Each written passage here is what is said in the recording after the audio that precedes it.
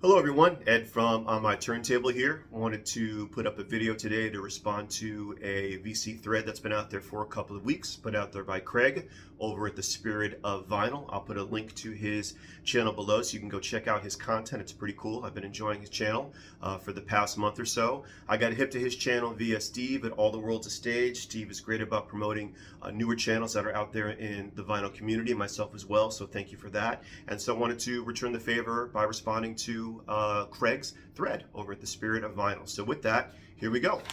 The first thing that Craig wanted to see was the record that I have owned the longest. So for me, I got this for my 8th birthday in 1975, March 1975. I turned 8 years old. Elton John's Greatest Hits. Very first LP I got on my own, I asked for on my own. I was very excited to get it. Still have it today. Still have the complete, inner sleeve that's here with that great picture of Elton on the label. Photo of the band and Bernie Taupin looking way too cool right over here. So fantastic. Elton John's Greatest Hits came out in 1974. Got it for my 8th birthday in 1975, the record that I've owned the longest. So the next question that Craig asked was, what is the oldest record in my collection? So this was rather interesting to try out. So what I did is I went and I grabbed a lot of my dad's 78 records. My dad was born in 1926, so he collected a lot of records in the 30s and 40s. I get a little of my music listening DNA and appreciation comes from him. So I have a few 78s to show. I have about 100 of these. This is Frank Sinatra on Columbia. I Couldn't Sleep a Wink last night, right there, with the flip side of A Lovely Way to Spend an Evening on that old school Columbia label. Another one that I've got is on the Decca label. This is Judy Garland with It's a Great Day for the Irish, back with the flip side, which just sounds awful. They made Judy record a lot of Drek back in those days. A Pretty Girl Milking Her Cow. That sounds terrible. Anyway, Judy Garland on Decca, 78s. And these 78s are housed in these monster books. I have about a half a dozen of these. They hold about 20 or so 78s each. This one says Bing Crosby on it, but there's a bunch of stuff in here. Perry Como, Xavier Cugat. And just to show you the book really quickly, because it weighs a ton, you can see this is how they are. So my dad's 78s are certainly the oldest records that I have in my collection.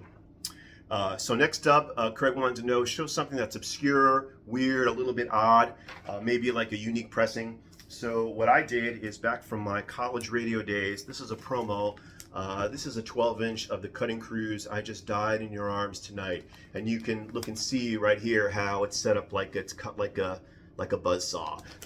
Let me show you the original packaging that it came in. This horrible packaging here with a sticker right here that says, watch your hands, watch your turntable. The edges of this record are sharp and not to be used as a frisbee. That's what it says right there. So I'm going to take this out. Let's hope it doesn't end poorly. So let's gently take this out here and I'll show it to you so you can see how you have the, sorry for the glare there. You see we've got, those jagged edges there that you've got right there. For the Cutting Crew, I Just Died in Your Arms Tonight, a 12-inch, pretty sharp. Have never played it, don't intend to. Certainly, I don't know how rare this is, but certainly just, a little impractical and unnecessary, but a novelty to be sure. And the next thing Craig wanted to ask us was, what is the rarest press that we have, and also what's the most valuable on Discogs now in like the median setting. So that's a 2-for-1 for me, and that's my copy of The Velvet Underground and Nico from 1967 on Verve. So this is a mono West Coast first pressing that I came by actually for free, believe it or not. The backstory is my former boss, Ron, that I used to work with for many years. I'm still very good friends.